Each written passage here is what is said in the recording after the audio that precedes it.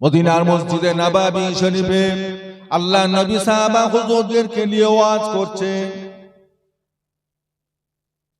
ও ভাইজানেরা, মদিনার মসজিদে নববী শরীফ আল্লাহ রাসূল বললে, বাবারা, বনি ইসরাইলের জামানায় একটা মানুষ ছিল, যেই মানুষটা 99টা খুনের আসামি ছিল। একটা নয়, দুটো নয়, চারটে নয়, 20টা নয়, মানুষটা 99টা খুন করেছে।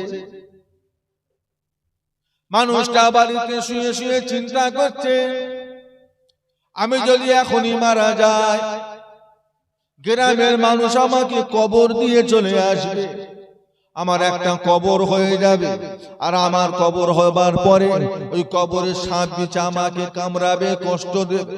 তখন আমি গ্রামের কোনো মানুষকে পাশে পাবো না, আমার ছেলে পুলে আলাউলা কাউকে পাশে পাবো না। ওই জায়গায় আমি থাকবো কেমন করে? ওই জায়গায় আমার তো আল্লাহ ছাড়া আর কেউ দ্বিতীয় আমাকে দেখার মতো কেউ নাই, ওই জায়গায় আমি থাকবো কেমন করে? মানুষটা বড় ভয় খেতে লাগলেন, চিন্তায় পড়ে গেলেন। মানুষটা না শুয়ে উঠে দাঁড়ায়, গোটা পাড়ার মধ্যে ঘুরতে লাগলেন, পাগলের মতো দৌড়াদৌড়ি করে, চেঁচিয়ে চেঁচিয়ে বলে, আল্লাহ কি আমাকে মাফ করবেন? আল্লাহ কি আমাকে ক্ষমা করবেন? ও গ্রামের মানুষেরা, আমি 99টা খুন করেছি, আল্লাহ কি আমাকে ক্ষমা করবেন? আমি 99টা খুনের আসামি, আল্লাহ কি আমাকে মাফ করবেন? এইভাবে গোটা পাড়া ঘরে আর কেঁদে কেঁদে বেড়ায়, গোটা পাড়া ঘরে অজর কেঁদে জারে জার হয়ে যান। ও ভাইজানেরা, একটা মানুষ সামনে এসে দাঁড়িয়ে গেলেন, ও আল্লাহর বান্দা কাঁদেন কেন, কি ব্যাপার? মানুষটা বলে, বাবাজি, আমি 99টা খুনের আসামি, আল্লাহ কি আমাকে মাফ করবেন? আমার কি নসিবে ক্ষমা আছে? আমি 99টা খুন করেছি, এখন আমি যদি তওবা করি, আল্লাহ কি আমাকে ক্ষমা করবেন? ওই মানুষটা বলে, না, এটা সম্ভব নয়, একটা খুন করলে মাফ পাওয়া যায় না, তুমি 99টা খুন করেছো, তুমি আবার কেমন করে মাফ পাবে? না, মাফ পাওয়া সহজ নয়, মাফ আল্লাহ তোমায় করবেন না, তুমি মাফ পাবে না। যখন এই কথাটা শুনেছেন, মানুষটা আবার রাগান্বিত হয়ে গেলেন, রাগান্বিত হয়ে মেজাজ হারিয়ে ফেলে কোমর থেকে তলোয়ারটা বার করে ওই মানুষটার গর্দানে চালিয়ে দিলেন, তার শরীর থেকে মাথাটা আলাদা করে দিলেন, মানুষটাকে সেখানেই জানে মেরে ফেললেন। মাপ যখন নেই, তোরও বেঁচে মাপ যখন পাবো, 99টা কেন থাকবে? 100টাই হোক।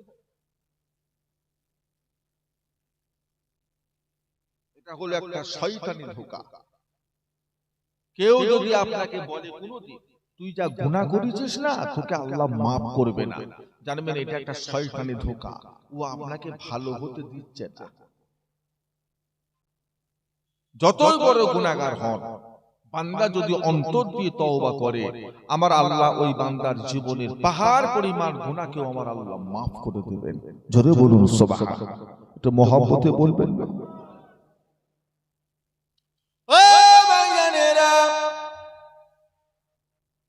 মানুষটা কেঁদে কেঁদে গোটা পাড়া ঘুরতে লাগলেন। কিছুটা যাওয়ার পরে আবার আল্লাহর একটা নামাজি মুসল্লি বান্দা সামনে এসে দাঁড়িয়ে গেলেন। ও আল্লাহর বান্দা, কাঁদেন কেন, কি ব্যাপার? বলে, আল্লাহর বান্দা, আমি 100টা খুন করেছি, আমার মনে ভয় এসেছে, আযাবে জাহান্নাম আমি সহ্য করতে পারবো না, কবরের আযাব সহ্য করার মতো আমার ক্ষমতা নাই। আমি যদি এখন তওবা করি, আল্লাহ কি আমাকে 100 গুনাহ থেকে আল্লাহ 100টা খুন থেকে কি আল্লাহ আমাকে মাফ করবে? আমি কি ক্ষমা পাবো, নাজাত পাবো? আল্লাহর ওই বান্দা বলেছিলেন, ও আল্লাহ পাকের গুনাহগার বান্দা কেন মাপ পাবেন না, কেন ক্ষমা পাবেন না? আমার আল্লাহ পাক রহমানুর রহিম, আমার আল্লাহ পাক হলেন গফুরুর রহিম। যদি তুমি অন্তর দিয়ে তওবা করতে পারো, আমার আল্লাহ পাক তোমার জীবনের পাহাড় পাহাড় পরিমাণ গুনাহগুলোকেও আমার আল্লাহ পাক ক্ষমা করে দেবেন। জোরে বলুন, জোরে বলুন না সুবহান। আল্লাহর বান্দা যান, চলে যান, আমাদের পাশের পাড়ায় চলে যান। ওই পাশের পাড়ায় একটা আল্লাহর ওলি আছে, ওই পাশের পাড়ার একটা নামাজি মুসল্লি আল্লাহর ওলি বান্দা রয়েছে। যদি তুমি এখান থেকে ওনার কাছে গিয়ে ওনার হাত খানাকে ধরে যদি তওবা তিল্লা করতে পারো, আমার আল্লাহ পাক ওই বান্দার ওসিলায় তোমার জীবনের পাহাড় পাহাড় পরিমাণ গুনাহগুলোকে আমার আল্লাহ পাক ক্ষমা করে দেবেন। জোরে বলুন। বাড়ি যেওনি, কারণ তওবা করার নিয়ত যখন হয়েছে, তওবা তুমি এখনই করো। পরে যে এই মনোভাবটা থাকবে এর কোনো গ্যারান্টি নেই। এখনই তওবা কর।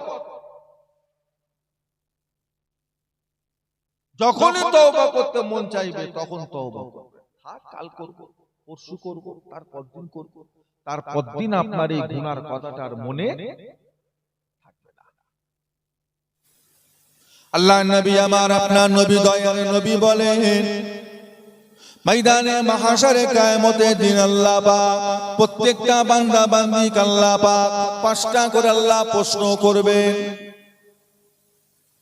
ওই 5টা প্রশ্নের জবাব আমি আপনি যত সময় না পর্যন্ত দিতে পারবো, ততক্ষণ পর্যন্ত আমি আপনি আল্লাহ পাকের সম্মুখ হইতে এক কদম আগে যেতে পারবো না।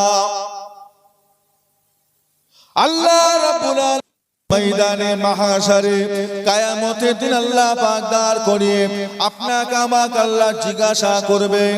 5টা প্রশ্নের প্রথম প্রশ্ন হবে, ওরে আমার বান্দা বান্দিরা, আমি আল্লাহ পাক তোমায় দুনিয়ার বুকে 70 বছর হায়াত দিয়েছি, দুনিয়ার বুকে 80টা বছর হায়াত দিয়েছিলাম, 100টা বছর হায়াত দিয়েছিলাম, রাতে আরামের ঘুম দিয়েছিলাম, দিনের আলো দিয়েছিলাম, আমি আল্লাহ পাক তোমার শরীরটা সুস্থ রেখেছিলাম, আমি আল্লাহ পাক তোমার রিজিকের দায়িত্ব নিয়েছিলাম। বলো বান্দা বলো, এই 70টা বছর তুমি কিভাবে কাটালে? 80টা বছর তুমি কিভাবে পার করলে? 100টা বছর তুমি কেমন করে শেষ করলে? আমি আল্লাহকে তুমি জবাব দাও। আজকে কিয়ামতের ময়দানে মাহশারে তোমার জীবনটা তুমি কেমন করে ব্যয় করেছো, আমি আল্লাহকে তুমি বিচার দাও। আল্লাহ রাসূল বলেন, এই প্রশ্নের জবাবটা আমি আপনি যত সময় না পর্যন্ত দিতে পারবো, তত সময় পর্যন্ত আমি আপনি আল্লাহ পাকের সম্মুখ হইতে এক কদম আগে যেতে পারবো না। আল্লাহ হিসেব নেবে। বল 80টা বছর কিভাবে শেষ করলি বল? আপনি কতক্ষণ চুপ করে থাকবেন? 24 ঘন্টায় দিন রাত, 24 ঘন্টায় একদিন। কিয়ামতের ময়দানটা হবে দুনিয়ার হিসেবের 50,000 বছরের সমতুল্য হবে। কটা দিন? একটা দিন। কতক্ষণ চুপচাপ থাকবো? থাকো, জবাব দিতে হবে। তুমি এটা ভেবুনি স্কুলের ক্লাসের মতো স্যারের পড়া পারিনি, কান ধরে দাঁড় করিয়ে দিয়েছে, 40 মিনিট হয়ে গেছে, স্যার চলে গেছে, তুমিও নিয়ে পড়েছো। 50,000 বছরের মধ্যে জবাব তোমায় দিতে হবে। যতক্ষণ না দেবে তারা বলে। আপনি মনে করতে পারেন আপনার রিজিক দোকান থেকে আসে, তাই আপনি মাগরিবের নামাজ না পড়ে দোকান খুলে বসে আছেন। কেন না? নামাজে গেলে যদি খদ্দের পালায়। আপনি মনে করতে পারেন আপনার রিজিক জমি থেকে আসে, তাই আপনি জোহরের নামাজ ছেড়ে দিয়ে জমি নিয়ে বসে আছেন, নামাজে গেলে কাজ কমে যাবে। আপনি মনে করতে পারেন আপনার রিজিক অফিস থেকে আসে, তাই আপনি জুম্মা ছেড়ে দিয়ে অফিস খুলে বসে আছেন। নামাজে গেলে যদি ওই ম্যানেজার মাইনে কেটে নেয়, চাকরি থেকে বার করে দেয়, বসে আছেন। বলে আপনার রিজিক কোথা থেকে আসে? জমি থেকে? একটু হাহু দেন। রিজিক কোথা থেকে আসে? দোকান থেকে? অফিস থেকে? কোথায় থেকে? বিশ্বাস নেই? আল্লাহ পাক কোরআন পাকের মধ্যে বললেন, ওমা মিন দাআব্বাতিন ফিল আরদি ইল্লা আলাল্লাহি রিজকুহা। ও ভাইয়ানেরা, রব্বুল আলামিন আল্লাহ পাক কোরআন পাকের মধ্যে বললেন, ওমা মিন দাআব্বাতিন ফিল আরদি ইল্লা আলাল্লাহি রিজকুহা। আসমানের নিচে, জমিনের উপরে যত মাখলুকাত আছে, প্রত্যেকটা মাখলুকাতের রিজিকের জিম্মাদার আমি আল্লাহ পাক স্বয়ং নিজে নিয়েছি। জোরে বলো, একটু মহব্বতে বললেন না? কে নিয়েছে রিজিকের দায়িত্ব? কে নিয়েছে? আপনি 15 দিনের খাবার কিনে ঘরে রেখে দিয়েছেন, চাল, ডাল, আলু, পেঁয়াজ, তরি, তরকারি, তেল, মশলা। আপনার গ্রামে এত কটা গাছ, এই গাছের মাথায় কত পাখি পক্ষী বাস করে? বাস করে না? ওই পাখিদের বাসায় উঠে দেখেন তো কদিনের খাবার ওরা জোগাড় করে রেখেছে? দুদিনের, এক বেলা। আপনাদের এলাকায় কত পুকুর আছে, ওই পুকুরে কত মাছ, কত ব্যাঙ, কত সাপ, কত বিছে, কত কি আছে, তারা কত দিনের খাবার জোগাড় করে রেখেছে? আপনার গ্রামে কত কুকুর, বিড়াল, ছাগল, ভেড়া ঘুরে ফিরে বেড়াচ্ছে, তারা কত দিনের খাবার জোগাড় করে রেখেছে? কদিনে? তারা কি না খেয়ে মরে যাচ্ছে? না খেয়ে মরে যাচ্ছে? দেখেছেন কোনদিন রাস্তায় কোনো কুকুর না খেতে পেয়ে ছটকাছটকি করতে করতে মরে গেল? দেখেছেন? কে রিজিকের মালিক? বাবারা, যত লাফালাফি করো না কেন, যতই লাফালাফি করো না কেন, তাতে আপনার রিজিকটাও বাড়বেও না। যতই আপনি অলসতা করেন না কেন, তাতে আপনার রিজিকটাও কমবেও না। বিশ্বাস নেই করে? ও ভাইয়ানেরা, 5 ওয়াক্তের নামাজ ছেড়ে দিয়ে 24টা ঘন্টা দোকান খুলে বসে থাকো, তাতে তোমার রিজিকটাও বাড়বেও না। আর 5 ওয়াক্তের নামাজ যদি তুমি পড়তে যাও, দুনিয়াদারি করো, ছেলে বলে দেখাশোনা করো, আরাম করো, তাতে তোমার রিজিকটাও কমেও যাবে না। কারণ আল্লাহ পাক দুনিয়া সৃষ্টি হবার 50,000 বছর আগে আল্লাহ পাক মানুষের তকদির আল্লাহ লিখে দিয়েছেন। জোরে বলো, জোরে বলুন। যেটা আল্লাহ লিখে দিয়েছে এর কোনো পরিবর্তন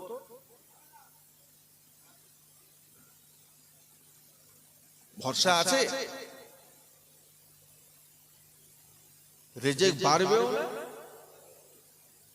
কমবেও না, ভরসা আছে? রিজিক বাড়বেও না, কমবেও না, এই ভরসা যদি মুসলমানের থাকে, তাহলে লটারির টিকিট কারা কাটে?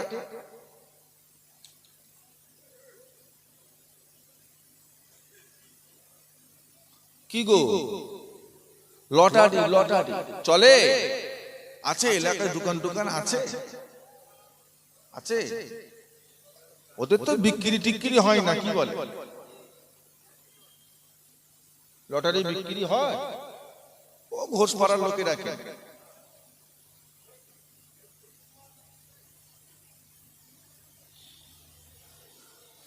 তাহলে একটু আগে বললো রিজিক বাড়বে না, রিজিক বাড়বে না, তাহলে হারামের দিকে কেন?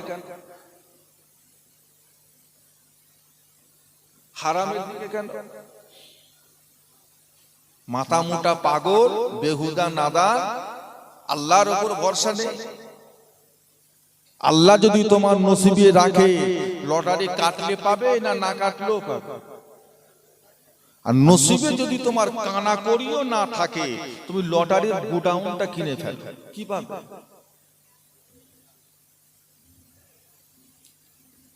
আল্লাহর উপর ভরসা নেই, আশাই মরে চাষা, আশাই মরে চাষা। ভূতে ধরেছে, ভূতে ধরেছে। মানুষ খেটে খেটে পাগল হয়ে যাচ্ছে দুটো পয়সার জন্য, আর ও সন্ধ্যাবেলায় 200 টাকার লটারি কেটে পকেটে করে ঘরে যে রাতে স্বপ্ন দেখছে শুয়ে শুয়ে, যে কাল সকালে একটা কিছু খবর হবে, একটা কোটি খানেকের খবর আছে কাল সকালে। এই করে করে যা ছিল সব শেষ।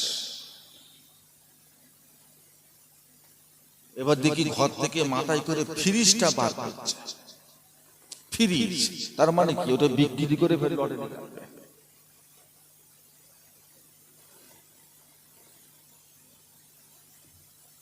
কালচারটা হয়ে গেছে নাদানদের মতো, বেঈমানদের মতো হয়ে গেছে স্বভাব। আপনার জন্য দুনিয়াটা কতক্ষণ এত লাভালাভি করছে। বাড়ি বাড়ি সুদের কারবার, মুসলমানদের বাড়িতে বাড়িতে সুদের কারবার, ঘুষের কারবার ভরে গেছে। বন্ধন ব্যাংক, গ্রুপ লোন, মহিলা সমিতি ঢুকেছে না ঢুকতে বাকি আছে? বাড়ি বাড়ি ভরে সুদ। এই সুদ জিনিসটা হাদিস দিয়ে হারাম, না ইজমা কিয়াস দিয়ে হারাম, না পীর ওলি আল্লাহদের কথা দিয়ে হারাম, না আল্লাহর কথা দিয়ে হারাম? সুদ কে হারাম করেছে? পীরেরা, নবীরা। কে? একটা টাকা যদি সুদের মাল ভক্ষণ করেন, আল্লাহ রাসূল বলেছেন ওই ব্যক্তিটা যেন তার নিজের জনম দুঃখিনী মায়ের সাথে জিনা করলো। বলুন নাউযুবিল্লাহ, বলুন নাউযুবিল্লাহ মিন যালিক। তাও লজ্জা লাগে না? তাও শরম লাগে না? মানে কি? দিলে মোহর পড়ে গেছে, হেদায়েত নসিবে নেই।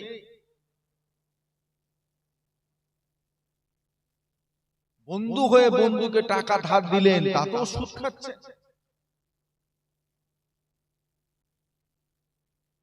খামোখা ব্যাংক থেকে লোন তুলে সুদের কারবার করছেন।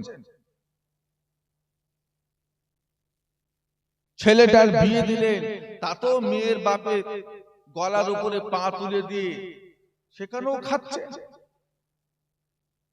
জমিটা বন্ধক নিলেন, সেখানেও সুদ চলছে। সুদ একদিকে জমিতে বন্ধক 50,000 কি 1 লাখ টাকা, একদিকে জমি বন্ধক, ঠিক আছে, যাই যাচ্ছে, সমস্যা। মসলা হলো কি? মসলা টাকাটা আপনি যেদিন ফেরত দেবেন সেদিন আপনাকে ও জমিটা, কিন্তু যতদিন না আপনি টাকাটা ফেরত না দিলেন ততদিন ওই জমিটা, ওই ব্যক্তিটা যে চাষ করলো, ফসল টসল যা পাবার পেল, এই যে মুনাফা বাড়তি জিনিস যেটা পেল, এটা হালাল হলো না হারাম হলো? সোনা গহনার দোকানে বন্ধক দিয়ে সেখানেও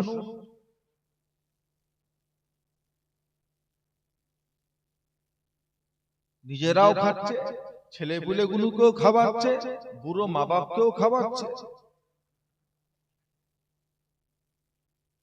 কেন? আল্লাহ নসিবে যতটুকু রেখেছে এর উপর কি সন্তুষ্ট হওয়া যায় না? আল্লাহ তুমি যতটুকু যা রেখেছো আমার নসিবে আমি সন্তুষ্ট। আল্লাহ আমাকে অভাবে রেখো না, অভাবটাকে দূর করে দাও, বাচ্চা কাচ্চাকে নিয়ে যেন সুখে শান্তিতে থাকতে পারে সেই ব্যবস্থাটুকু তুমি করে দাও। আল্লাহ যদি আপনাকে কিছু বেশি দেয়, তাতে কি আমার আল্লাহর ভান্ডারে কিছু কমে যাবে? তাহলে পাড়ায় একজনকে বড় লোক করে আল্লাহ, একজনকে গরিব করে কেন? যার যতটা ভার নেওয়ার মতো ক্ষমতা আছে আল্লাহ তাকে তো ততটা দেবে। আপনার 4 লাখ টাকা রাখার মতো ক্ষমতা আছে, আল্লাহ যদি আপনাকে 10 লাখ দেয়, আর কাউকে মানবে? কাউকে মানবে? উল্টো পাল্টা খরচা করে। আল্লাহ 10 লাখ টাকা দেওয়ার মতো রাখার মতো তার ক্ষমতা দিয়েছে, তাকে যদি আল্লাহ 20 লাখ দেয়, ও কি করবে? তো গ্রামে ফাংশন দেয়, কত টাকা করবে কি? ওর মাথায় ঢোকে না।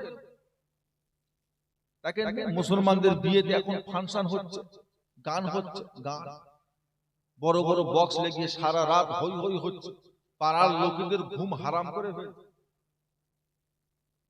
বিয়ে একটা ইবাদত, বিয়ে একটা আমার রাসূল পাক সাল্লাল্লাহু আলাইহি ওয়াসাল্লামের সুন্নত।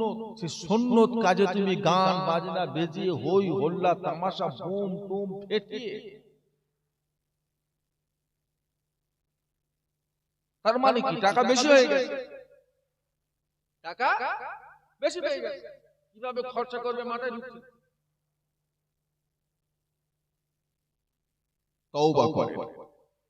আজকে যদি আপনি তওবা যদি না করেন, মরার আগে আর কোনোদিন তওবা করার সুযোগ পাবেন এর কোনো গ্যারান্টি নেই। আপনি ভাবছেন মনে মনে, হুজুর আমি এখন মরবো, আমার শরীরে ক্ষমতা জানে, আপনার মতো 3 জনকে এক হাতে দিয়ে দেব, ভাবছেন? তার মানে কি বুঝাতে চাইছেন? যাদের শরীরে ক্ষমতা আছে তারা মরে না, তারা মরে না। আপনার শরীরে এখন প্রচুর ক্ষমতা, মানে আপনি এখন মরবেন। আপনি জানেন কত লোক বিছানায় শুয়ে শুয়ে বছর বছর কাটিয়ে দেয়, আর সেই গ্রামের কত তাজা জওয়ান যুবক ছেলে দুনিয়া থেকে বিদায় নিয়ে তার চোখের সামনে চলে যায়। আপনি জানেন কত মানুষ চলে যায়, জওয়ান ছেলে। অশোকনগর বনগা রোডে অ্যাক্সিডেন্ট করলো, মুহূর্তের মধ্যে গেল আর খবর চলল ছেলেটা মারা গেছে। আর ওই পাড়াতে 2-3টে বুড়ো এখন বিছানায় পড়ে আছে, চলবার মতো ক্ষমতা নেই, 3 বছর ওইভাবে চলছে, এখনো পড়ে আছে।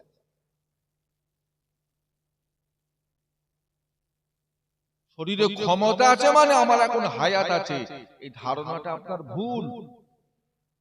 আমার দাড়ি পাকেনি মানে যে আমার এখনো হায়াত আছে, এই ধারণাটা ভুল। আপনাকে তওবা করতে হবে, আপনাকে ভালো হতে হবে, আপনাকে আল্লাহ ওয়ালা হতে হবে, আপনাকে নেক হতে হবে। আর মাত্র 28টা দিন পরে আমাদের কাছে রোজার মাস। 28টা 12টা মাসের ভিতরে সৈয়দ যাকে বলা হয়েছে, সৈয়দ মানে হলো সরদার, নেতা। 12টা মাসের ভিতরে নেতা মাস হলো রমজান মাস। ওই মাসে আপনাকে আল্লাহর ইবাদত করে বান্দেগি করে নিজের জীবনটাকে গড়ে তুলতে হবে। এই প্রস্তুতি আপনাকে আজ থেকে নিতে হবে।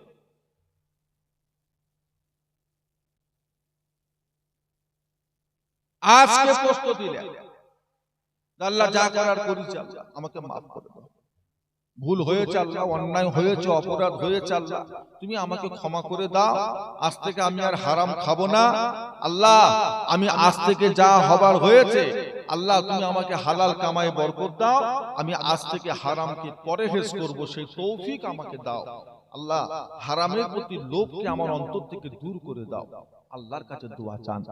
আল্লাহর সাহায্য ছাড়া আমরা কেউ নেকি করতে পারবো না, আর আল্লাহর সাহায্য ছাড়া আমরা কেউ গুনাহ থেকে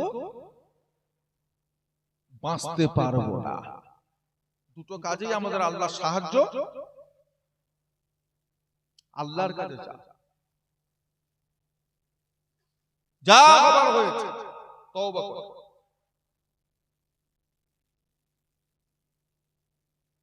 বেশি পাবেন না, যেটা আল্লাহ দিয়েছে ওটা আপনার ভালোর জন্য দিয়েছে। এরপরে আপনি যেটা নিজে হারাম ভাবে উপার্জন করার চেষ্টা করবেন ওটা আপনার জন্য ক্ষতি ছাড়া লাভ হবে না। এটা আপনি লিখে রেখে দেন। হয় বিমার হবে, রোগ হবে, অশান্তি হবে, শান্তি। আমার আল্লাহ এখনো আমাদের জন্য তওবার দরজাটাকে আল্লাহ পাক খোলা রেখে দিয়েছেন। একটু মহব্বতে বলবেন না, একটু ভালোবাসায় বলবেন না, তওবার দরজা আল্লাহর রাস্তা থেকে আমরা দূরে সরে গেছি। ওই আল্লাহর রাস্তায় ফিরে আসার একটাই রাস্তা হলো, সেটা হলো তওবা করা। এমন কিছু গুনাহ আপনার হয়নি, তবে আপনাকে এটা থেকেও বাঁচতে হবে। এমন কিছু গুনাহ আপনি করেন, মদিনার মসজিদে নববী শরীফে আল্লাহ নবী সাহাবা হুজুরদেরকে নিয়ে ওয়াজ করছে। ও ভাইজানেরা, মদিনার মসজিদে নববী শরীফ আল্লাহ রাসূল বললে, বাবারা, বনি ইসরাইলের জামানায় একটা মানুষ ছিল, যেই মানুষটা 99টা খুনের আসামি ছিল। একটা নয়, দুটো নয়, চারটে নয়, 20টা নয়, মানুষটা 99টা খুন করেছে। মানুষটা বাড়িতে শুয়ে শুয়ে চিন্তা করছে, আমি যদি এখনই মারা যাই, গ্রামের মানুষ আমাকে কবর দিয়ে চলে আসবে, আমার একটা কবর হয়ে যাবে, আর আমার কবর হবার পরে ওই কবরের সাপ বিছা আমাকে কামড়াবে, কষ্ট দেবে। তখন আমি গ্রামের কোনো মানুষকে পাশে পাবো না, আমার ছেলে পুলে আলাউলা কাউকে পাশে পাবো না। ওই জায়গায় আমি থাকবো কেমন করে? ওই জায়গায় আমার তো আল্লাহ ছাড়া আর কেউ দ্বিতীয় আমাকে দেখার মতো কেউ নাই। ওই জায়গায় আমি থাকবো কেমন করে? মানুষটা বড় ভয় খেতে লাগলেন, চিন্তায় পড়ে গেলেন। মানুষটা না শুয়ে উঠে দাঁড়ায়, গোটা পাড়ার মধ্যে ঘুরতে লাগলেন, পাগলের মতো দৌড়াদৌড়ি করে, চেঁচিয়ে চেঁচিয়ে বলে, আল্লাহ কি আমাকে মাফ করবেন? আল্লাহ কি আমাকে ক্ষমা করবেন? ও গ্রামের মানুষেরা, আমি 99টা খুন করেছি, আল্লাহ কি আমাকে ক্ষমা করবেন? আমি 99টা খুনের আসামি, আল্লাহ কি আমাকে মাফ করবেন? এইভাবে গোটা পাড়া ঘরে আর কেঁদে কেঁদে বেড়ায়, গোটা পাড়া ঘরে অজর হয়ে যান। ও ভাইজানেরা, একটা মানুষ সামনে এসে দাঁড়িয়ে গেলেন, আল্লাহর বান্দা কাঁদেন কেন, কি ব্যাপার? মানুষটা বলে, বাবাজি, আমি 99টা খুনের আসামি, আল্লাহ কি আমাকে মাফ করবেন? আমার কি নসিবে ক্ষমা আছে?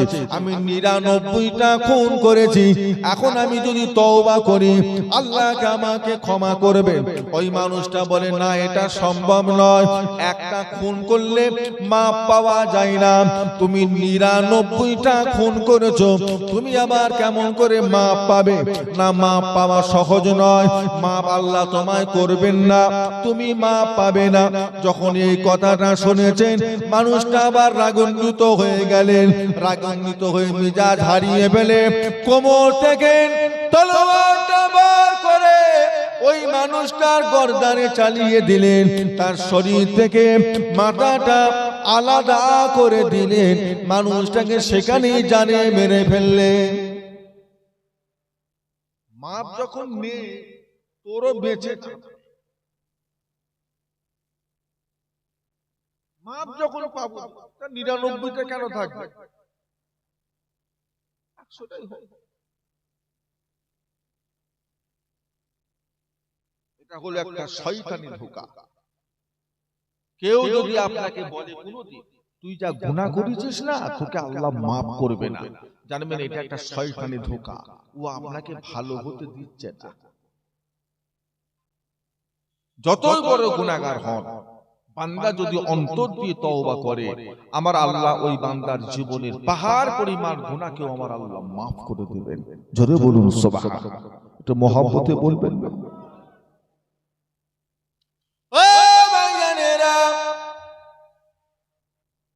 মানুষটা কেঁদে কেঁদে গোটা পাড়া ঘুরতে লাগলেন। কিছুটা যাওয়ার পরে আবার আল্লাহর একটা নামাজি মুসল্লি বান্দা সামনে এসে দাঁড়িয়ে গেলেন। ও আল্লাহর বান্দা, কাঁদেন কেন, কি ব্যাপার? বলে, আল্লাহর বান্দা, আমি 100টা খুন করেছি, আমার মনে ভয় এসেছে, আযাবে জাহান্নাম আমি সহ্য করতে পারবো না, কবরের আযাব সহ্য করার মতো আমার ক্ষমতা নাই।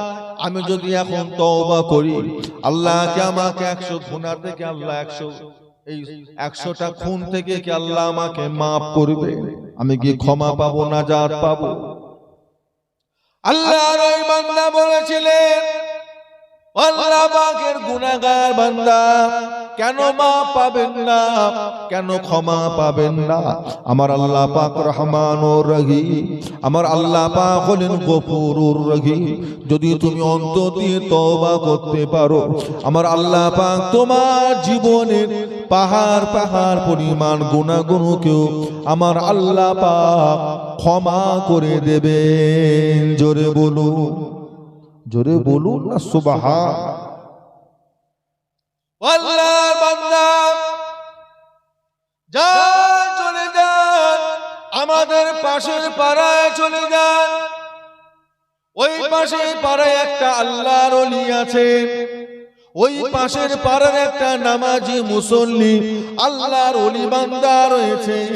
যদি তুমি এখান থেকে ওনার কাছে গিয়ে ওনার হাত খানাকে ধরে যদি তওবা তিল্লা করতে পারো, আমার আল্লাহ পাক ওই বান্দার ওসিলায় তোমার জীবনের পাহাড় পাহাড় পরিমাণ গুনাহগুলোকে আমার আল্লাহ পাক ক্ষমা করে দেবেন। জোরে বলো। বাড়ি যেওনি, কারণ তওবা করার নিয়ত যখন হয়েছে, তওবা তুমি এখনই করো। পরে যে এই মনোভাবটা থাকবে এর কোনো গ্যারান্টি নেই। এখনই তওবা কর। যখনই তওবা করতে মন চাইবে তখন তওবা করবে। কাল করব, পরশু করব, তারপর দিন করব, তারপর দিন আপনার এই গুনার কথাটা আর মনে থাকবে না।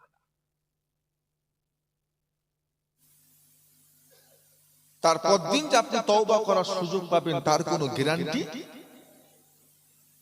গুনাহ করে ফেলেছি, হয়ে গেছে, হয়ে গেছে, তওবা করো, তওবা করো। আল্লাহ আমাদের ভালোবাসেন না বাসেন? কি গো, গুনাহ করেছি, হ্যাঁ হয়েছে, আমাদের গুনাহ অন্যায় অপরাধ হয়েছে। আবার আমরা আল্লাহকে খালেক মালিক মওলা জেনে যদি আল্লাহর পথে ফিরে আসি, আল্লাহ কি আপনাকে আমাকে তিনি তেনার কুদরতি কোলে নেবেন না? নেবেন না? আল্লাহ দূর করে দেবে, বেরিয়ে যা। আচ্ছা, আল্লাহ যদি আমাদের দূর করে দেয়, আমাদের আর যাওয়ার কোনো রাস্তা আছে? দ্বিতীয় আল্লাহ আর আছে? আপনি দোয়া চাইতেন, তাহাজ্জুদের নামাজ পড়ে কেঁদে কেঁদে দোয়া চাইতেন, আল্লাহ যদি আপনাকে শুনিয়ে দেয়, এই তোর দোয়া আমি কবুল করব না, তাহলে কি আপনি মন খারাপ করে দোয়া করা বন্ধ করে দেবেন? তো আল্লাহ যখন বলেছে কবুল করবে না, তার দোয়া চার দরকার নেই, তাই করবেন? আপনি আল্লাহর রহমত থেকে নিরাশ হয়ে যাবেন। আল্লাহ যতই বলুক আমি তোর দোয়া কবুল করব না, বান্দা যে হবে সে তখনও আল্লাহর কাছে দোয়া চেয়েই যাবে, চেয়েই যাবে, চেয়েই যাবে। কেন না? আমার এই কাকুতি মিনতি কান্না, আমার এই কষ্ট দেখে নিশ্চয়ই আল্লাহ রহমতের দরিয়াতে একবার হলো জোশ মারবে। ফিরে গেলে হবে না, তো কবুলই হচ্ছে না। হুজুর 2 মাস চাইলেন কবুলই হয় না, হুজুর 3 মাস চাইলেন কবুলই হয়, তো কবুল হলে তো কি করবে? আর দোয়া চাইবে কার কাছে চাইবে? আল্লাহর নাকি অন্য কোন আল্লাহ? নিরাশ হবে, নিরাশ হবে। যত বড়ই গুনাহগার হয় তওবা করবে। সবচাইতে ছোট তওবা হলো আস্তাগফিরুল্লাহ। এই চাইতার একটু বড় তওবা হলো আস্তাগফিরুল্লাহ ওয়া আতুবু ইলাইহি। আর একটু বড় তওবা আস্তাগফিরুল্লাহ রাব্বি মিন কুল্লি জামবি ওয়া আতুবু ইলাইহি। আর একটু বড় তওবা হলো আস্তাগফিরুল্লাহ আল্লাযী লা ইলাহা ইল্লা হুয়াল হাইয়ুল কাইয়্যুম ওয়া আতুবু ইলাইহি। আপনার যেটা ভালো লাগে সেই তওবা করেন। নামাজের শেষে সালাম ফিরিয়ে 3 বার হোক, 4 বার হোক, 5 বার হোক, 7 বার হোক, 10 বার হোক, 11 বার হোক, আল্লাহর কাছে তওবা করেন। চলতে ফিরতে ঘুরতে ফিরতে লা হাওলা ওয়ালা কুওয়াতা ইল্লা বিল্লাহ। লা হাওলা ওয়ালা কুওয়াতা ইল্লা বিল্লাহ। এটা একটা গুপ্ত জিনিস, কারোর কোনো শক্তি নেই, সমস্ত শক্তির মালিক কে? আল্লাহ রাসূল বলেছে যে বান্দা এই আমলটা সারা দিনে 100 বার করবে, আল্লাহ পাক তাকে 99টা বিমার থেকে আল্লাহ তাকে শিফা দান করবে। একটু মহব্বতে বললেন না? আল্লাহ রাসূল বলেছেন তার থেকে সবচাইতে ছোটতম তার কষ্ট, ছোটতম বিমার হলো তার অন্তরের দুশ্চিন্তা থেকে আল্লাহ তাকে মুক্তি দেবেন। জোরে বলুন সুবহানাল্লাহ।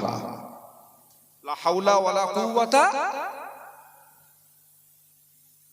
ইল্লা বিল্লাহ। চলতে ফিরতে ঘুরতে তওবা, তওবা এটা বড় নিয়ামত। দুনিয়া বেশি দিন না, আখিরাত মানে, জান্নাত মানে, জাহান্নাম মানে দুনিয়া বেশি দিন না।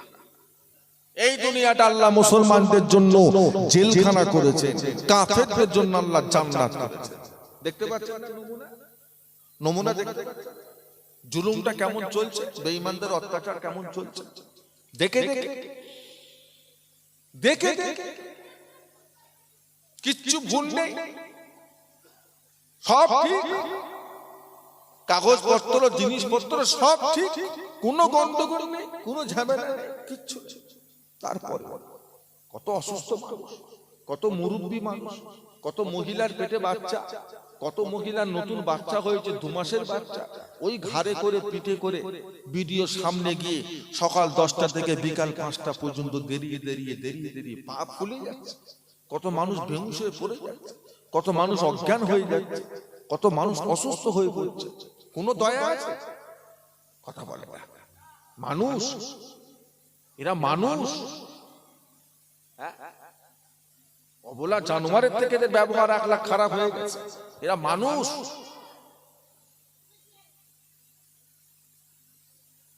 নিজেরাও বিয়ে শাদী করে, বাচ্চা কাচ্চার মর্ম বুঝবে কি? বিয়ে করেছে নেতা টেতা গুলো, বিয়ে করলে এত হই হই করার সময় পেত? তার সংসার থাকতো, বাচ্চা কাচ্চা থাকতো, বিবি থাকতো, সময় দিতে হতো।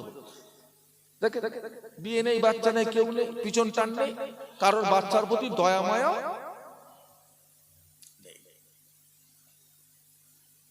দেখতে মানুষের মতো হলে কি হবে? এদের কালচার আখলাক পুরো চতুষ্পদ জানোয়ারের থেকেও খারাপ হয়ে গেছে। কিচ্ছু ভুল নেই। নামের আগে মোহাম্মদ ছিল, নামের আগে মোহাম্মদ নেই, এটা আবার ভুল হলো না? একটা একার একটা আকার, এটা আবার ভুল হলো না? খালি খাওয়া কাগজ নিয়ে এসো, বাপের জমিদারি, সারাদিনকে হই হই করো। কি এটা? জুলুম, মানুষের উপরে অত্যাচার, জুলুম চলছে। আল্লাহ এই সমস্ত নাদানদের হাত থেকে, বেঈমান কাফের অত্যাচারী শাসকদের হাত থেকে আল্লাহ আমাদেরকে হেফাজত করে। বলুন আল্লাহুম্মা আমিন। সকলে মিলে বলে, যে থেকে এসেছে শুধু দাঁড় করাচ্ছে। একবার নোটবন্দি, টাকা জমা দাও, লাইন দিয়ে জমা দাও।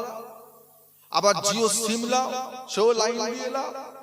আবার এসব এসআইআর করো, সেও লাইন দিয়ে করো। প্রত্যেকটা মানুষের উপর এইভাবে যত জুলুম, সব থেকে থেকে মোল্লা গুন্ডা মুসলমানদের উপর।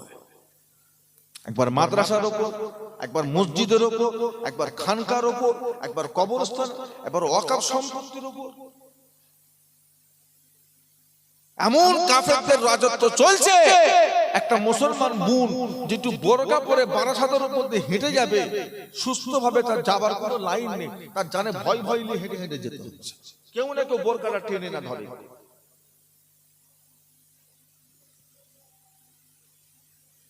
তবে এর পিছনে আল্লাহর একটা কারণ আছে।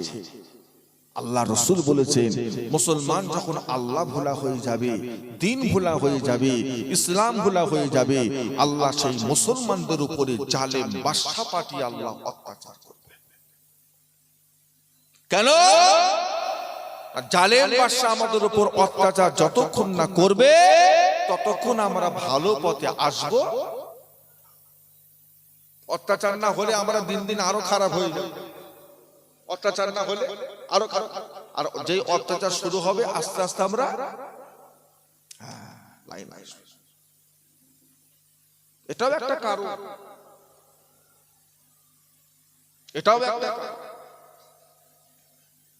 বেশি লোভ করবেন না, ওটা আপনার আমার জন্য ভালো হবে। তওবা করেন, নামাজ পড়েন, নফল ইবাদত যতটুকু পারেন করেন, ফরজ ইবাদতগুলো একটু বেশি বেশি করে করেন, বুঝলেন? আল্লাহ পাক আপনার আমার শরীর দেখে, চেহারা দেখে বিচার করবেন না। ও ভাইয়ানেরা, ময়দানে মাহশারে কিয়ামতের দিন আল্লাহ পাক আপনার আমার বংশ দিয়ে বিচার করবেন না। আল্লাহ রাব্বুল আলামিন আপনার আমার গায়ের রং দিয়ে বিচার করবেন না। আল্লাহ পাক আপনার আমার টাকা পয়সা দিয়ে বিচার করবেন না। আল্লাহ পাক আপনার আমার গ্যারানা লম্বা এটা দেখে আল্লাহ বিচার করবেন না।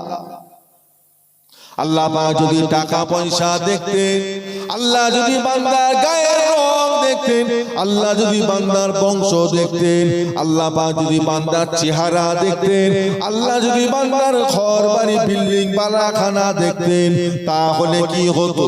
হযরতে বেলাল রাদিয়াল্লাহু তাআলা আনহু জীবনও কোনোদিন অত উঁচু দরে সাহাবা হতে পারতেন না। নাম শুনেছেন? হযরতে বেলাল নাম শুনেছেন? আমার নবীর একটা সাহাবী, আমার নবীর মুয়াজ্জিন, আল্লাহ রাসূলের মুয়াজ্জিন, দেখতে খুব সুন্দর, গায়ের রং খুব ফর্সা, প্রচুর টাকার মালিক। কি গো, নিজের এক কামরা ঘর ছিল, কোথা থাকতেন? আসহাবে সুফফা, মদিনার মসজিদে নববী শরীফের পাশে আমার রাসূল পাক সাল্লাল্লাহু আলাইহি ওয়াসাল্লামের ঘরের পাশে একটা জায়গা রাখা ছিল। ওই জায়গাটার নাম হলো আসহাবে সুফফা। ওই জায়গায় আল্লাহর নবী সাহাবী হযরতে বেলাল থাকতেন। নিজের থাকার মতো এক কামরা ঘরও, গোলাম ছিলেন, গোলাম গোলাম দাস। সম্মান কত ছিল, ইজ্জত কত। আল্লাহর নবী আমার আপনার নবী দয়ার নবী যখন রজবের চাঁদে মেরাজে গেছিলেন, মেরাজে নবী আমার আল্লাহর জান্নাত দেখলেন, জাহান্নাম দেখলেন। আল্লাহ পাক কিছু কিছু জায়গা আমার আপনার নবীকে দেখিয়েছিলেন। ওই জান্নাতে যখন আমার নবী ঘুরে ফিরে বেড়াচ্ছে, সাথে হযরতে বড় ফেরেশতা হযরতে জিবরাইল আমিন আলাইহিস সালাম। এমন সময় নবী আমার জিজ্ঞাসা করে, জিবরাইল কি ব্যাপার? আমি রাসূলুল্লাহ একটা পায়ের আওয়াজ শুনতে পাই। কে জানে হেঁটে চলে বেড়ায়, এই আওয়াজটা কার আওয়াজ? এই পায়ের আওয়াজটা কার আওয়াজ? হযরতে জিবরাইল, ইয়া রাসূলুল্লাহ, হাবিবাল্লাহ, আপনি যে আওয়াজটা শুনতে পান এটা জান্নাতে চলার আওয়াজ নয়। ইয়া রাসূলুল্লাহ, ইয়া হাবিবাল্লাহ, এটা জান্নাতে চলার আওয়াজ নয়। এই যে আওয়াজটা আপনি শুনতে পান, এই আওয়াজটা হলো দুনিয়া জমিনে চলাফেরা করার আওয়াজ।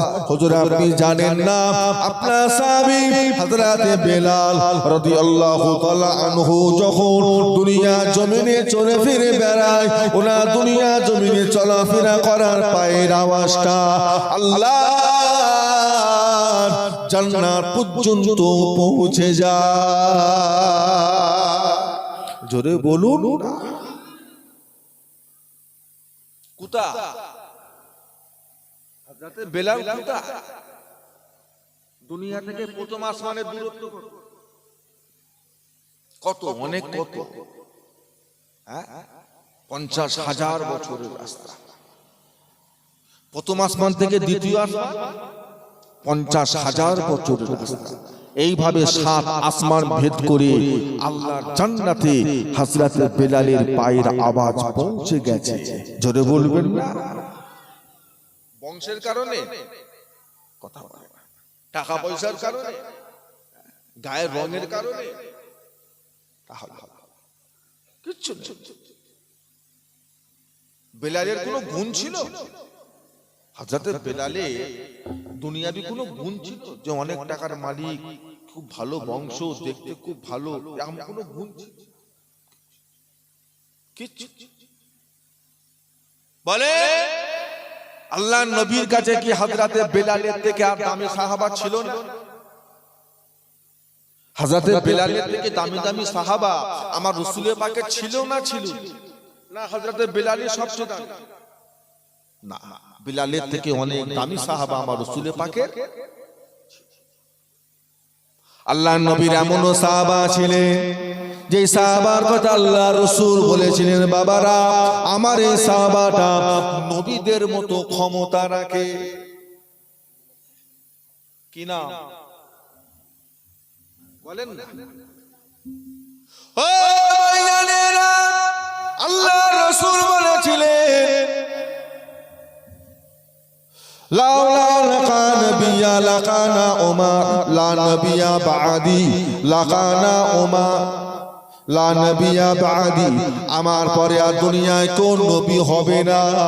লাকানা উমার, যদি আল্লাহ পাক আমার পরে কাউকে নবী করে দিতেন, হযরত ওমরকে আল্লাহ দুনিয়ায় নবী করে পাঠাতেন। জোরে বলুন, জোরে বলুন। সেই ওমর ফারুকের পায়ের আওয়াজ আল্লাহর নবী জান্নাতে পেয়েছে। কার পেয়েছে? তার মানে কি হযরত ওমর ফারুকের থেকে বেলালের দরজা বড়? বেলালের আমল বেশি বলে? তা তো না। বেলালের পায়ের আওয়াজ চলে গেল, কেন গেল? আল্লাহ নবীর এমন সাহাবা ছিলেন, আল্লাহ রাসূল জিনাশানে বলেছিলেন, বাবারা তাম পৃথিবী মানুষের জীবনের নেক আমল গুনাহ নিয়ে যদি, ঈমানটা নিয়ে যদি দাঁড়িপাল্লার একদিকে রাখা হয়, আর আমার এই সাহাবার জীবনের ঈমান আমলটা নিয়ে যদি দাঁড়িপাল্লার অপর দিকে রাখা হয়, যদি দুটো মাপা যায়, দেখা যাবে তামাম পৃথিবী মানুষের ঈমান আমলের পাল্লা হালকা হয়ে যাবে। আমার একটা সাহাবার জীবনের ঈমান আমলের পাল্লাটা ভারী হয়ে যাবে। জোরে বলো কি না? হযরতে আবু বকর সিদ্দিক রাদিয়াল্লাহু তাআলা আনহু, তিনার পায়ের আওয়াজ জান্নাতে গেছে, নবী পেয়েছে। কার গেল? মুয়াজ্জিন। আপনারা মুয়াজ্জিনকে সম্মান দেন, ইমামকেই মানে না।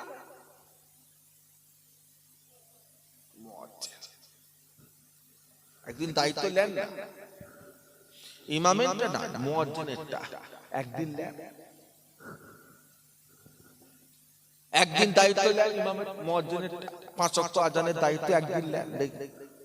কোন কোন সময় আজানটা দিচ্ছেন গ্রামের লোক দেখুক, খুব তো পিছনে লাগে মুরব্বী মানুষটা। একদিন দায়িত্ব নেন না। কি ঝড়, কি বৃষ্টি, কি পানি, কি পেটে গ্যাস, কি বুকে যন্ত্রণা, কি শরীর খারাপ, হ্যাঁ, আজানের সময় মুয়াজ্জিন মসজিদে হাজির হন না হন না, এটা কি খুব ছোটখাটো দায়িত্ব মনে হচ্ছে? খুব ছোটখাটো দায়িত্ব। দায়িত্ব নেন দেখ।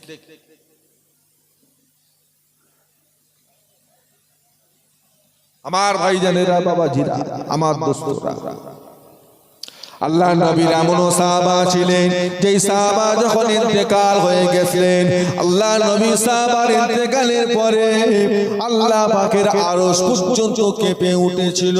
সাহাবা হুজুরটার নাম কি? কোন সাহাবা? ইন্তেকাল হবার সাথে সাথে আল্লাহর আরশ কি হয়েছিল? কেঁপেছে। কি নাম? ও ভাইজানেরা, আল্লাহর রাসূলের এমন সাহাবা ছিলেন জানাজার নামাজে একটা নয়, দুটো নয়, 5,000, 10,000, 20,000 নয়, 70,000 রহমতের ফেরেশতা শামিল হয়েছিলেন। জোরে বলুন, জোরে বলুন সুবহানাল্লাহ। বললে নেকি আছে না গুনাহ আছে? তো বলে বলে বলাতে হবে কেন? সুবহানাল্লাহ আপনারা বললেন নেকি নেই। সুবহানাল্লাহ বলা মানে কার পবিত্রতা বর্ণনা করা। এমনি সারাদিনে কবার বলেন ঠিক জানি, তাও মাহফিলে বসে 2-10 বার যা বলছেন তা তো গাফিলতি। বলেন কোন সাহাবা জানাজার নামাজে 70,000 ফেরেশতা এসেছিলেন? কোন সাহাবা? আল্লাহর নবীর এমন সাহাবা ছিলেন যেনার জানাজার নামাজটা নয়, যেনার গোসলের ব্যবস্থাটা আল্লাহর আসমানে হয়েছিল। জোরে বলো কি না? হযরতে শহীদ হয়েছে। শরীয়তে নিষেধ আছে শহীদের লাশকে গোসল দিতে নেই। শহীদের লাশকে গোসল, ওরা যেইভাবে শহীদ হয় ওইভাবেই দাফন করতে হয়। আল্লাহ রাসূল বলেছে কিয়ামতের দিন তারা রক্ত মেখেই উঠবে, তাদের রক্ত থেকে মুস্ক আম্বারের খুশবু বার হবে। জোরে বলুন সুবহানাল্লাহ। আল্লাহ রাসূল বলেছে শহীদদের রক্ত জমিনে পড়ার আগে তাদের জীবনের গুনাহগুলো আল্লাহ মাফ করে দেয়। জোরে বলবেন না? তাদের কবরে আল্লাহ রিজিক দেয়, তাদেরকে আল্লাহ কবরে হায়াতে রেখেছে, জীবিত জিন্দা রেখেছে শহীদদের দরজা। কিন্তু ব্যতিক্রম একটা সাহাবা শহীদ হওয়ার পরে গোসল হয়েছিল, তার নাম হলো হযরতে হানজালা রাদিয়াল্লাহু তাআলা। কত বড় বড় সাহাবা আমার নবী ছিলেন, কোন সাহাবার পায়ের আওয়াজ জান্নাতে গেল না। গেল কার? কেন গেল? কিসের জন্য গেল? নবী আমার যখন মেরাজ থেকে দুনিয়া জমিনে চলে এলেন,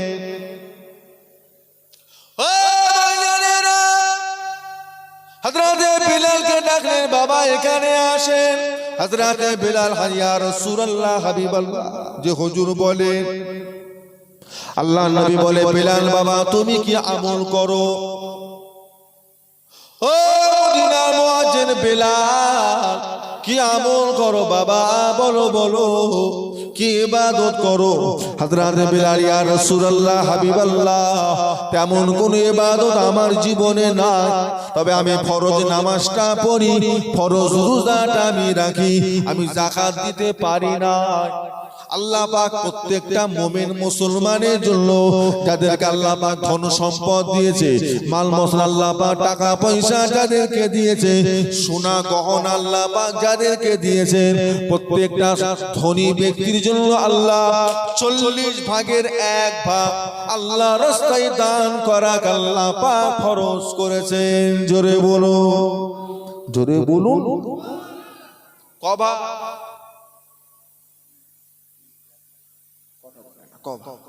40 ভাগে 40 টাকা। আল্লাহ খুব বাড়াবাড়ি করেছে। 80 টাকা, 100 টাকা, আড়াই টাকা, এমন কিছু না দেবে না। মুসলমান খাবে, সব খাবে, কবরে নিয়ে যাবে হয়তো।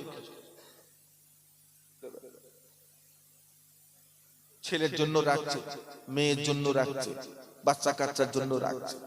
কি করবে? কি করবে? বাপ মনে মনে ভাবছে আমার ছেলে মেয়ের লেগে রেখে যায়, আমার মরার পরে এরা আমার নামে দান করবে। দান করবে, জুয়া খেলে শেষ করবে, লটারি খেলে শেষ করবে।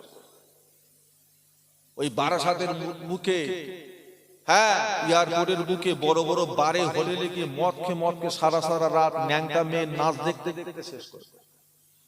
তুমি সেই ছেলে মানুষ করতে পেরেছো যে তোমার ছেলে তোমার নামে সবরেশানি করবে?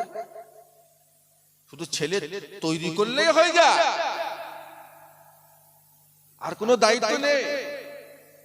শুধু ছেলে জন্মালেই হয়ে যায়।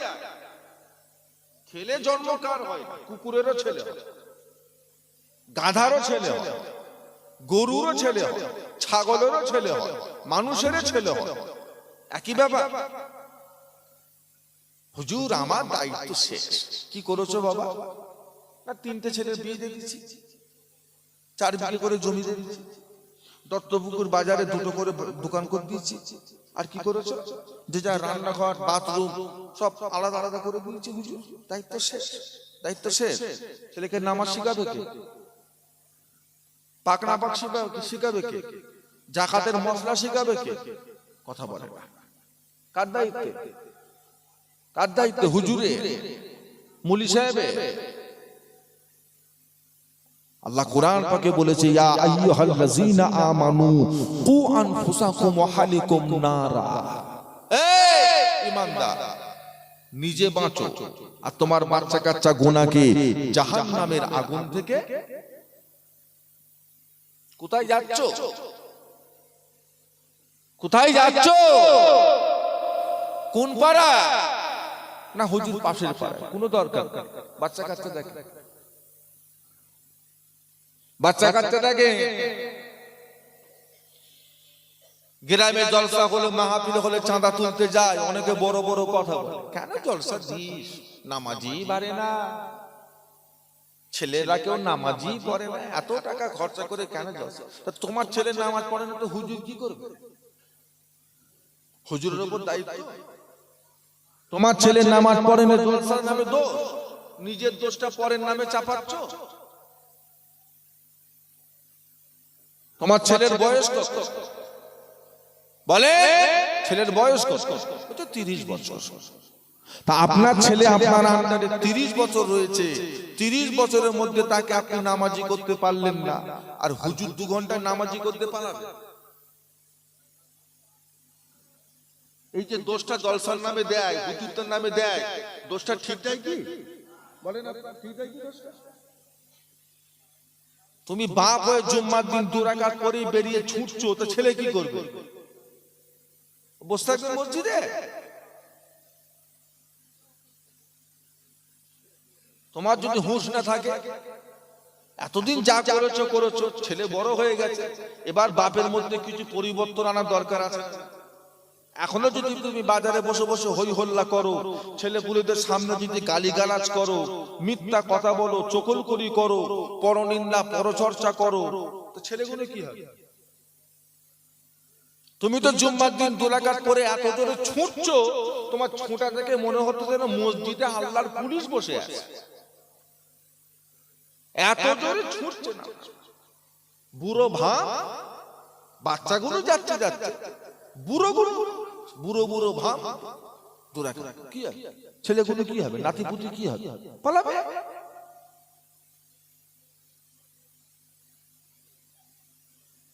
ছেলে মেয়েরা অনুসরণ করবে, ছেলে মেয়েরা দেখে দেখে শিখবে। কার দেখে শিখবে?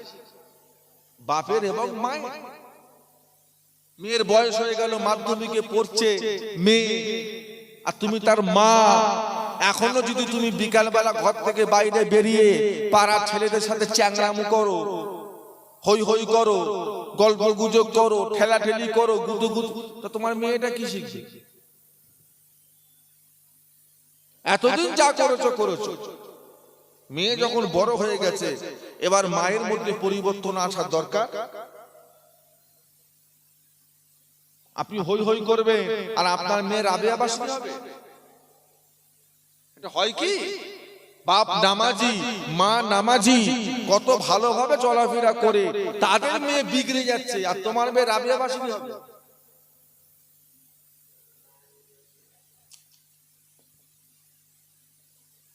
যদি চান ছেলে মেয়েগুলো ভালো হোক, বিহায়া নির্লজ্জা না হোক, ভালো আগে নিজেরা ঠিক হন।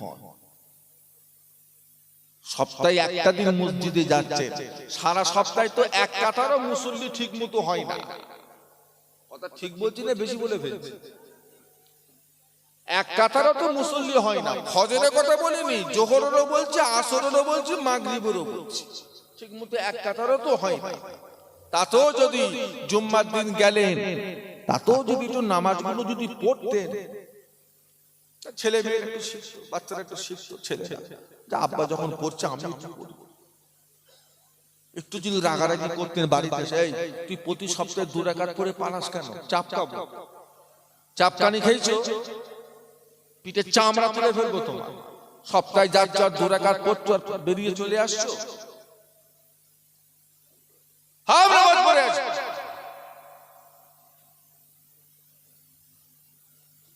কত নামাজ জুমার দিনে ক রাকাত নামাজ?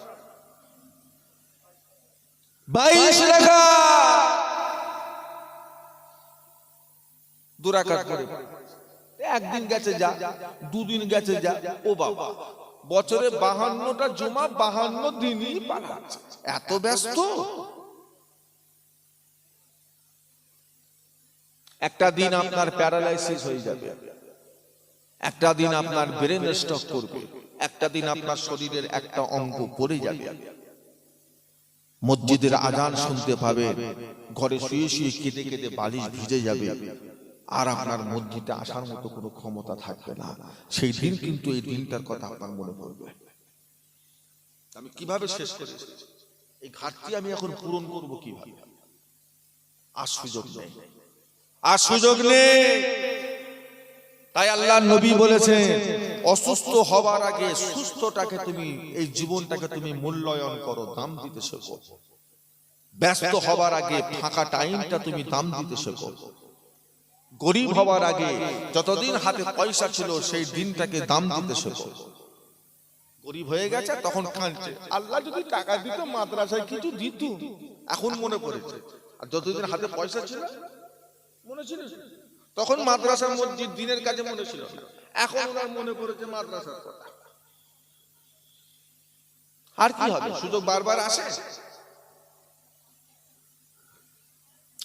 নবী আমার বলে, বাবা বেলাল কি আমল করেছো বলো বাবা। ও ভাইয়েরা, হযরত বেলাল, ইয়া রাসূলুল্লাহ, হাবিবাল্লাহ, তেমন কোন ইবাদত আমি করতে পারি না। আল্লাহ রাসূল বলে, বাবা বেলাল কি ইবাদত করো বলো। হযরত ইয়া রাসূলুল্লাহ, হাবিবাল্লাহ, আমি বেলাল একটা কাজ করি।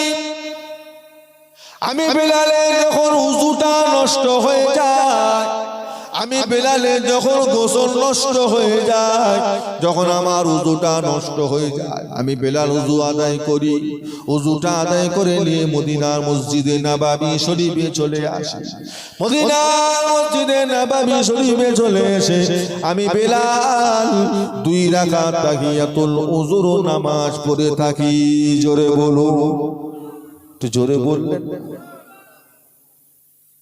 আল্লাহ রাসূল বলেছিলেন, ও বাবা বেলাল, তোমার এই নামাজ আল্লাহ বড় পছন্দ করে নিয়েছেন।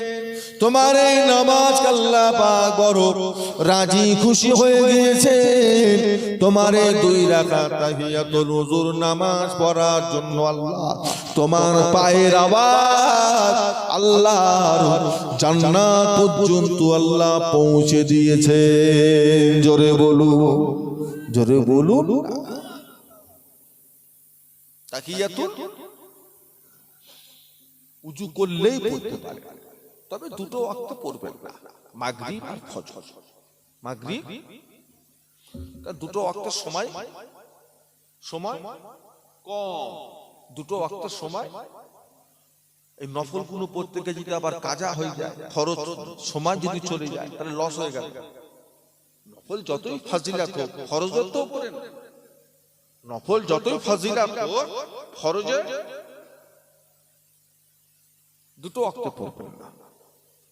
বাপেরা, বংশ দিয়ে আল্লাহ বিচার করবেন না, রং ঢং দেখে আল্লাহ বিচার করবেন না, টাকা পয়সা দিয়ে আল্লাহ বিচার করবেন না।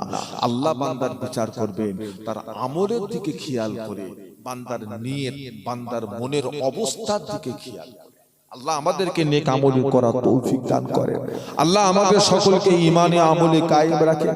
আল্লাহ পাক আমাদের সকলের নসিবে খাতেমা বিল খায়ের, মরণের সময় যেন কলেমা পড়তে পড়তে আল্লাহ মরণ দান করেন। বলুন আল্লাহুম্মা আমিন, বলুন আল্লাহুম্মা আমিন। একবার দরুদ শরীফ আল্লাহুম্মা।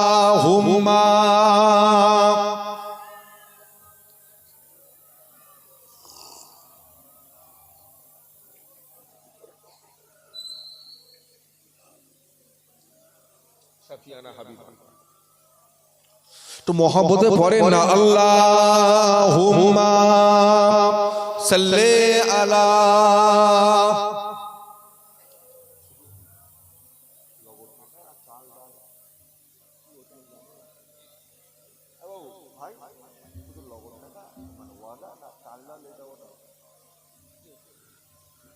हमें जानो दिल से प्यारा मोहम्मद सल्लल्लाहु अलैहि वसल्लम, मोहम्मद की हम है हमारा मोहम्मद सल्लल्लाहु अलैहि वसल्लम, जो आंखों में आए तो कब तक रहेगा ये पर्दा हमारा तुम्हारा मोहम्मद। अल्लाहुम्मा मौलाना मोहम्मद वाला आले सय्यिदेना। আমার দিনদার ইমানদার নেককার আল্লাহওয়ালা ভাইজানেরা, আমার বাবাজিরা, আমার স্নেহের আদরের কচিকাঁচা বাচ্চারা, পর্দানিশিনা মা বোনেরা, আপনাদের মুক্তারপুর গ্রামের এই মাহফিলটা, এই কবরবাসীদের রূহের মাগফিরাতের জলসাটা প্রতি বছরই হয়। একটু কথা বলে, প্রতি বছরই হয়, কারণ ব্যক্তিগত না, সকলে মিলে করা হয়। আলহামদুলিল্লাহ, আল্লাহ আজকের মাহফিলকে কবুল করেন। যে যা দান ধান করেছেন প্রত্যেকে দান ধান আল্লাহ দ্বীন ইসলামের খেদমত হিসাবে কবুল করেন। বলে এত কটা আমার বাপ ভাই বসে আছে, আমার দোস্ত বন্ধু বসে আছে, মুরব্বী বাবাজিরা বসে আছে, কারো বাপ আছে তো মা নেই, কারোর মা আছেন তো বাপ নাই, অনেকের মা বাপ দুজনাই কেউ নাই। আল্লাহর ডাকে সারা দিয়ে সারা জনমের মতো বিদায় নিয়েছে।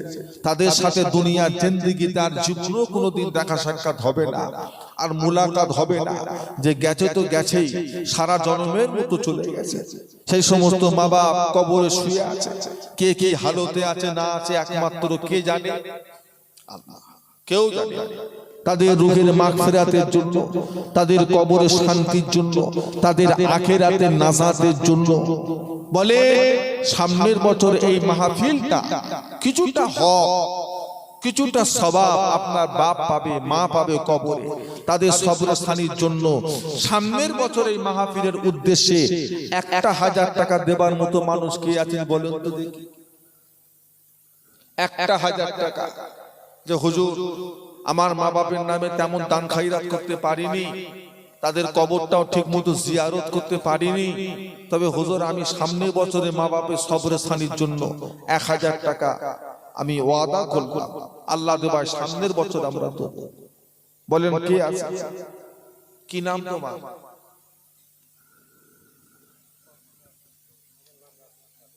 আব্দুল কাদের, বাড়ি গোবিন্দপুর।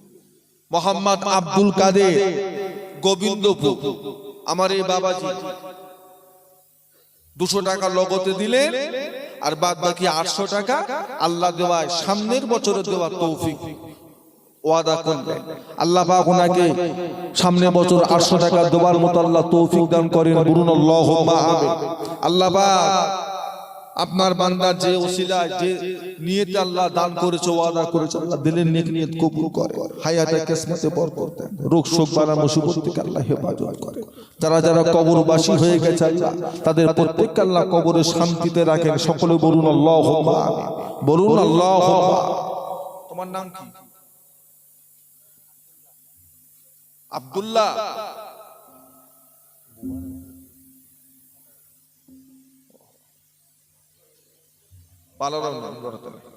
মোহাম্মদ জনাব আব্দুল্লাহ, এ ভাইটার নাম আব্দুল্লাহ, বাড়ি মুক্তারপুরে বাড়ি। আমার এই ভাই আব্দুল্লাহ, উনি আল্লাহর সামনে বছর মাহফিলে 1000 টাকার ওয়াদা করলেন। বলুন আলহামদুলিল্লাহ। আল্লাহ পাক আমার আব্দুল্লাহ ভাইয়ের ওয়াদাকে কবুল করেন। বলুন আল্লাহুম্মা আমিন। যে আশায় ওয়াদা করেছে আল্লাহ দিলের নেক নিয়ত কবুল করে, হায়াতে কিসমতে বরকত দেয়, রোগ শোক বালা মুসিবত থেকে হেফাজত করে। আল্লাহ পাক আমার আব্দুল্লাহ ভাই যারা যারা কবরবাসী